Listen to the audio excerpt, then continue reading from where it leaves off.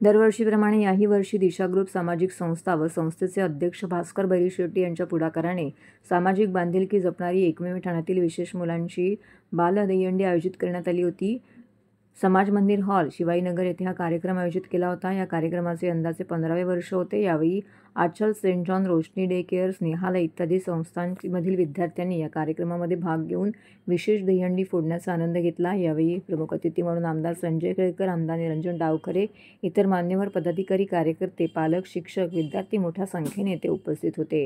यावेळी मान्यवरांच्या हस्ते सितारे जमीन पे या सिनेमात काम करणाऱ्या बालकलाकारांचा विशेष सन्मान करण्यात आला। यावेळी विशेष मुलांसाठी वसतिगृहाची निर्मिती करण्यात आली। यावेळी भास्कर बैरी-शेट्टी यांनी दोन्ही आमदारांना निवेदन दिलं। याविषयी आमचे यापूर्वीचं काम सुरू असल्याबद्दल आमदार केळकर यांनी सांगितलं। सदर कार्यक्रमात संस्कृती, उत्साह, आनंदाचा संगम यावेळी बघायला मिळाला। आयोजक दिशा ग्रुपचे अध्यक्ष भास्कर बैरी-शेट्टी, माजी नगरसेविका रागिनी बैरी-शेट्टी, दिशा ग्रुप कार्याध्यक्ष सागर बैरी-शेट्टी यांनी या कार्यक्रमाविषयी अधिक माहिती दिली। नमस्कार, माझं नाव कसं वाटतंय तुला? छान. हां, मला छान वाटतंय, मस्त वाटतंय ते। आणि मी पहिल्यांदाच आली आहे, मग गोपली कॉलनी, ठाणे पूर्व इथनं आली आहे। आचल सेंट्रल, आमचा शाळेचा क्लब आचल सेंट्रल, तिच्या क्लबमुळे आलो होतो। गेली 15 वर्ष मला वाटतं दिशा ग्रुपतर्फे त्या विशिष्ट मुलांची एक सामाजिक बांधिलकी जपणारी बाल दहीहंडी या ठिकाणी आम्ही साजरी करत आहोत। दरवर्षीप्रमाणे यावर्षी देखील आचल, सेंट जॉन, नंतर रोशनी डे केअर, स्नेहालय अशा 4-5 शाळेतल्या मुलांनी आणि त्यांच्या पालकांनी आणि त्यांच्या टीचर्सनी या कार्यक्रमामध्ये मोठ्या उत्साहाने आपली उपस्थिती दाखवली आहे।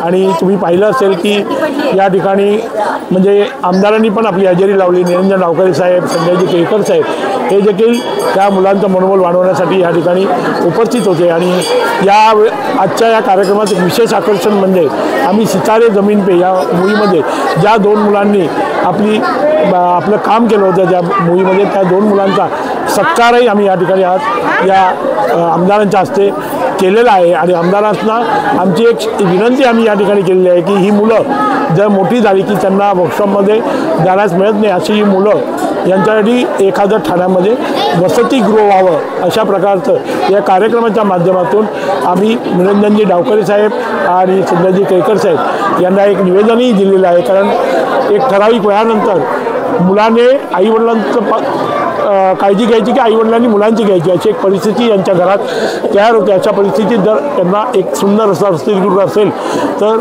ते त्यामध्ये राहून त्या ठिकाणी आपलं आयुष्य अतिशय आनंदाने जगू शकतात। त्या उद्देशाने आज आम्ही ते निवेदनही दिले आहे। आणि आमदार संजयजी केळकर साहेब यांनी आम्हाला त्या गोष्टीची माहितीही दिली आहे की ऑलरेडी त्या क्षेत्रामध्ये काम त्यांनी सुरू केलेलं आहे आणि पुढील 2 ते 3 वर्षात अशा प्रकारचं एक सुंदर वसतिगृह या मुलांसाठी ठाण्यामध्ये तयार होणार आहे।